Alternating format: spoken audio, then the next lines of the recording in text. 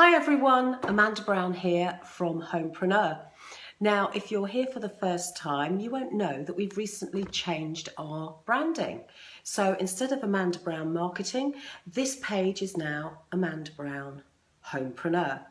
And what's a homepreneur? Well, it's somebody who simply works from home. Just like you and me, we all have challenges. And one of them is isolation. So how do you overcome isolation? I was doing some research the other day for a book I'm writing about obviously working from home, and what I did was to search for information about networking. And I came across these really clever Swedish people who in 2013 had got together and created a group called Hoffice. That's home and office combined. So today I'm going to tell you all about what a Hoffice is, or an Hoffice.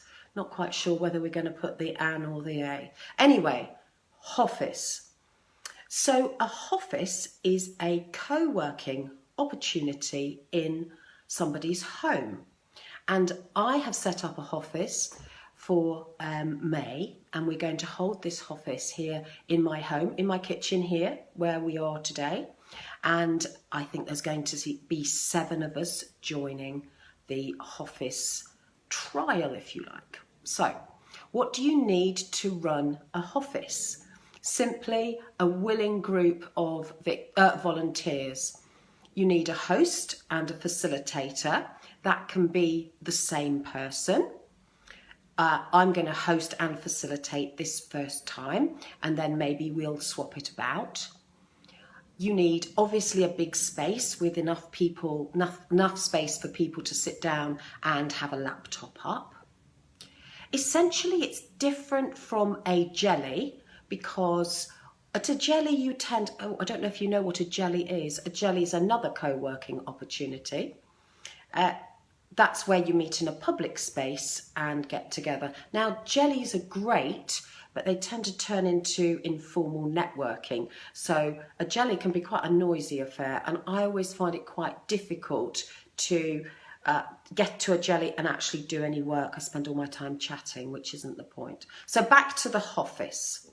So a Hoffice is more formal.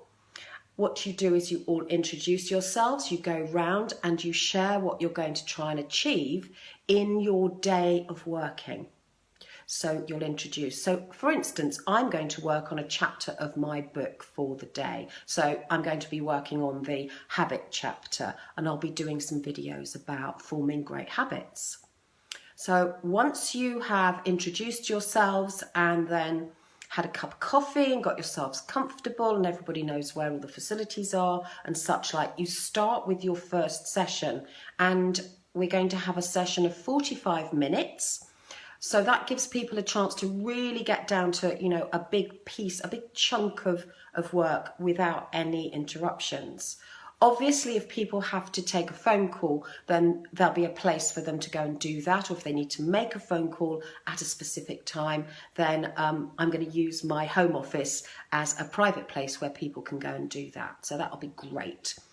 After 45 minutes of concentrated work, people will have a 5-minute comfort break, time to grab another drink or to stretch your legs, go out into the garden, take advantage of getting a bit of fresh air, which is always so important to revitalise the brain. Maybe reflect on what they've done in the first 45 minutes and plan how they're going to proceed for the next 45-minute session. This then continues until lunchtime, after which you're going to bring a picnic lunch with you. Obviously, if you can sit outside, all the better. That's really nice. If not, we'll all have lunch together, which allows a bit of socialising, catching up on how people are getting on, learning more about their businesses. So that's a really good time to spend. Just that social time's really important. I'm going to do 5 sessions of 45 minutes with 15-minute breaks. So that's quite a long time to be concentrating. At the end of the sessions, what we'll do is we'll have a roundup. That will allow people to see if they've met their objectives. So I'm going to be writing that chapter on habits. My chapters are about 2,500 words long, so they're quite a lot of concentration, and I'll be needing to look things up, references and that sort of thing. So it's quite a good opportunity to then share how far you've got with your project. So I call Hoffice the equivalent of Airbnb for homepreneurs, because really you're opening up your home, you're allowing people to join your social space because it's in your kitchen, but actually to get some work done. So if you want to learn more about the Hoffice idea, hop over to www.homepreneur.co and look up the blog post, go into the sidebar and search for the word Hoffice with a H, an H, and have a look at the details there.